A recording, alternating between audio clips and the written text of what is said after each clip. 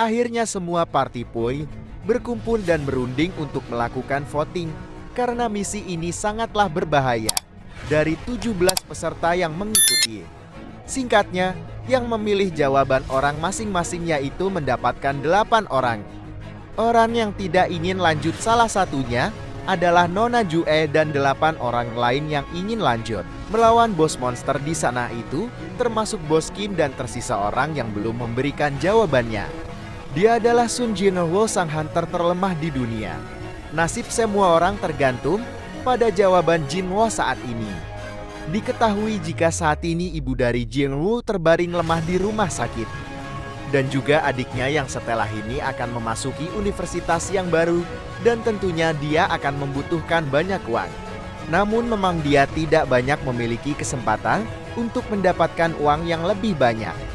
Jika Jinwoo tetap seperti ini, maka dia memutuskan untuk melanjutkan misi pembersihan ini sampai tuntas.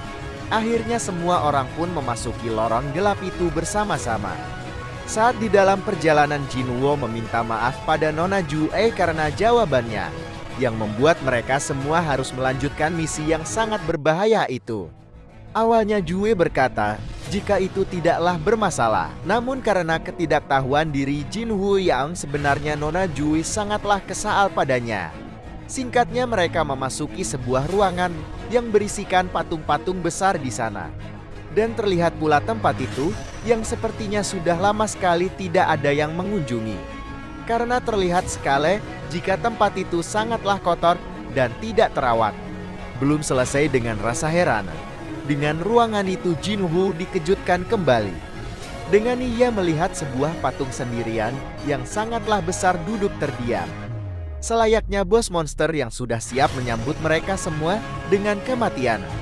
Tuan Song juga menemukan sebuah simbol yang sepertinya simbol sihir yang tergeletak di lantai. Dan salah satu hunter tiba-tiba berteriak kepada mereka semua untuk membaca sebuah buku yang dipegang salah satu monster misterius di sana. Nampak tulisan itu terlihat sangatlah kuno dan tak banyak dari mereka bisa mengartikannya. Lalu dengan samar-samar Tuan Song mulai mengartikan tulisan itu.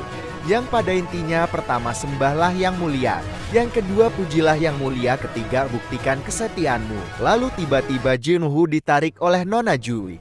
Karena dia merasa jika patung besar itu seperti diam-diam bergerak. Jinwoo tiba-tiba merasakan hal aneh dan janggal. Karena suasana sangatlah hening dan mencekam. Nampaklah pintu masuk besar yang mereka lewati tertutup dengan rapat. Lalu salah satu hunter yang awalnya tak setuju dengan misi lanjutan ini mencoba membuka pintu besar itu. Tuan Song menyadari satu hal dan berteriak kepada pria itu untuk menjauh dari pintu tersebut. Belum sempat pria itu bergerak, nampaklah darah terciprat dari tubuhnya hingga terlepaslah pedang dari dua patung besar tersebut.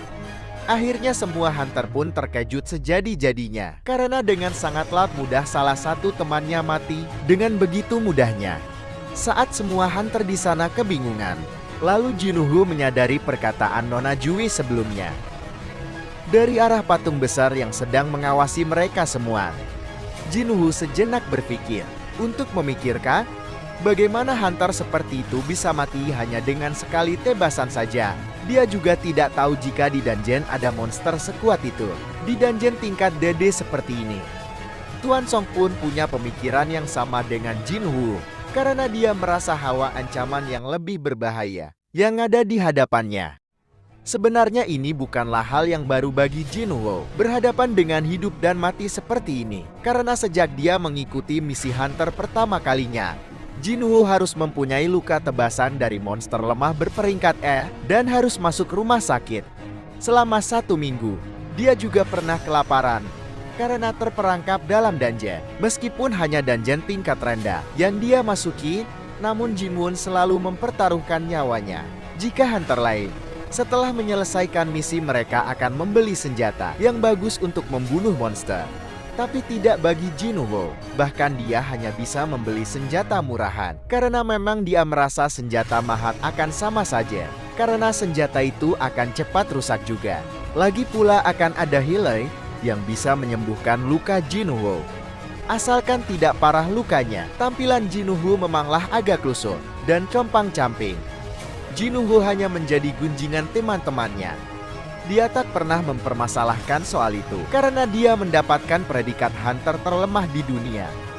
Meskipun begitu, Jinwoo tetap melanjutkan misinya tanpa harus mendengarkan gunjingan dari teman-temannya. Karena dengan semua hal yang dia alami, dia sudah terbiasa di ambang kematian. Kembali di mana saat mereka memasuki dungeon tersembunyi. Dengan tepat Jinwoo berteriak kepada mereka semua untuk menunduk. Hanya dalam hitungan detik, sinar dari patung monster pun menyerang para hunter. Bagaikan pedang laser yang menghancurkan segalanya.